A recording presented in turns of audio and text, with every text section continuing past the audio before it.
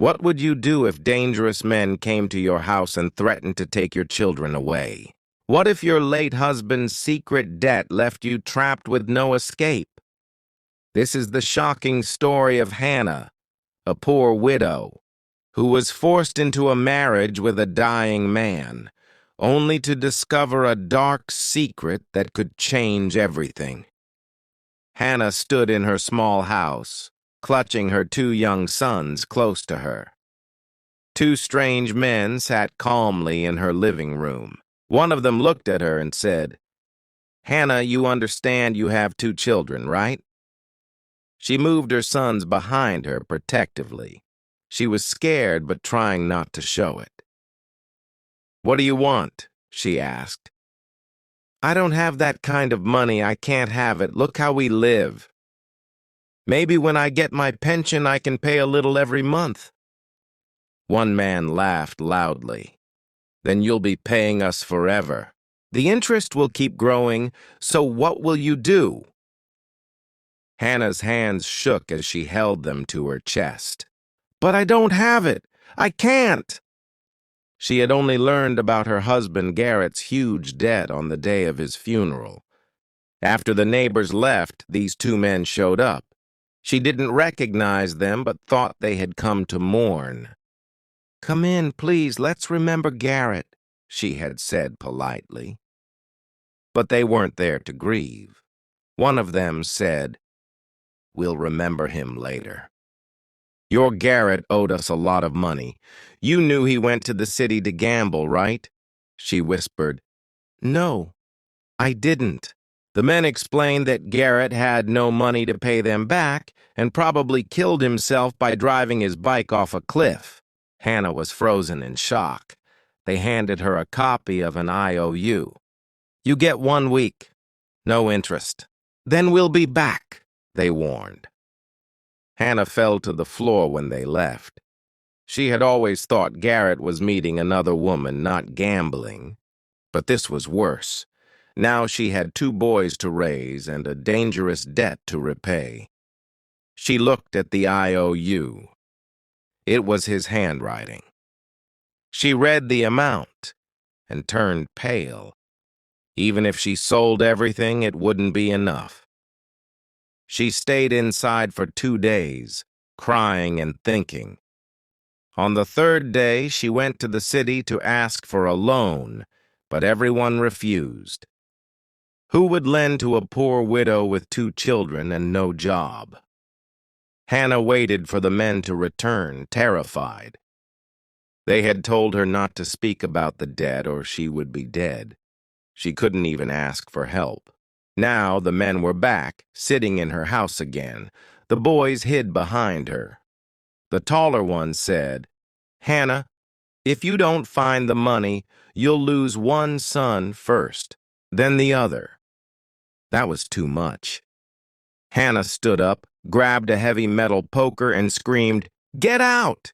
One of the men tried to stop her, but she pushed him hard and pinned him against the wall with the poker under his chin.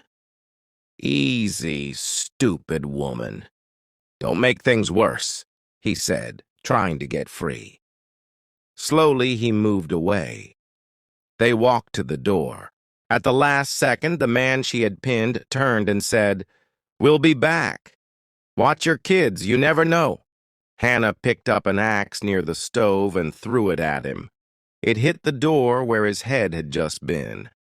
He reopened the door, stared at the axe, and said, "I'll remember this." Hannah was shaken. Where could she run with 2 small children and no money? That evening, she went to the village store. The shopkeeper, Caroline, her old school friend, asked, "Heard the news?" Hannah forced a smile. "No." "What happened?" Caroline said. "Some rich people came. They rented Madison's house. I think it's a mother and son. The boy is very sick. She's looking for someone to take care of him. Pays well." Hannah's heart jumped. "What do they need?" Caroline said, "Someone who knows how to give injections. You're a nurse, Hannah." Your house is big, too. Hannah was unsure. She didn't trust rich people, but maybe it was her only chance. She went to Madison's house. A fancy car stood outside. A well-dressed woman was speaking on her phone, angry. "You said to bring him here. Now what?" she shouted into the phone. Then she noticed Hannah, hung up and walked over. "Hello, you here for the job?" she asked. Hannah nodded. "Yes, I heard you need someone to board a patient." The woman nodded slowly. "Yes, my son? He had an accident. Doctors said he won't recover, but they said village air might help."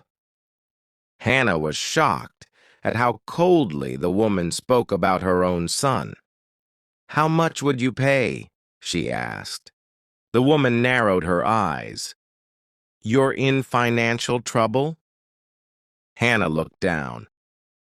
"Yes, my husband died. He left me with huge debts. They're threatening me." The woman nodded calmly.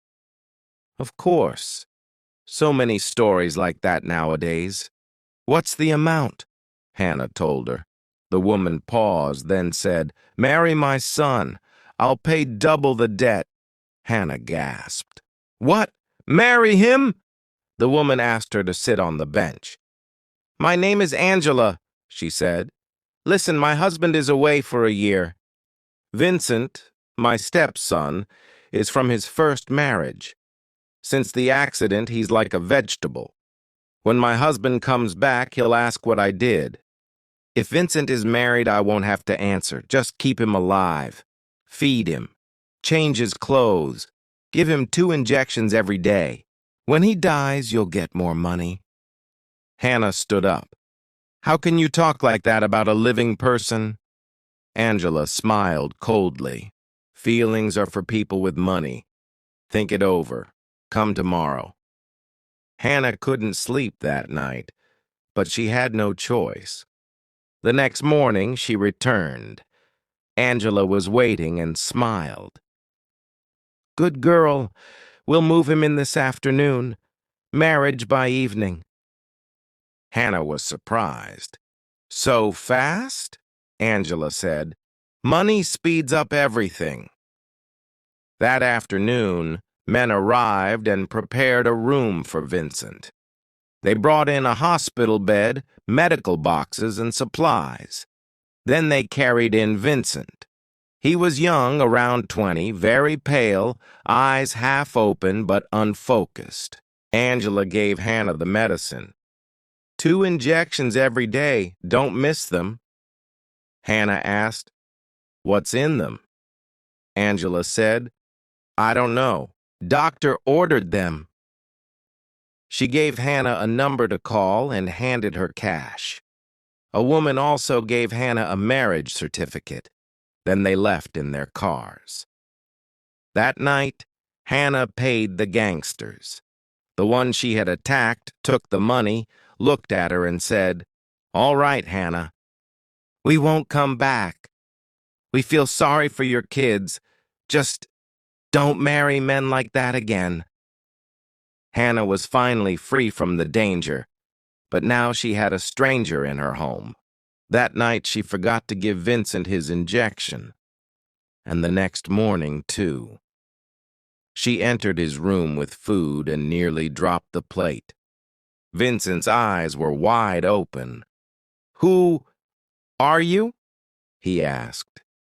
Hannah replied, "I'm Hannah. How do you feel?" He said, "Bad. But please, if you're a good person, no more shots. They make me feel like I'm floating."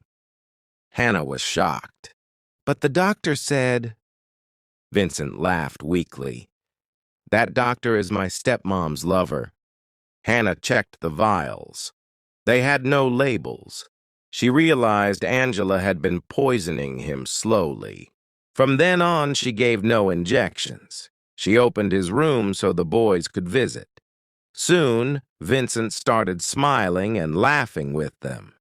2 months later, he could sit up alone.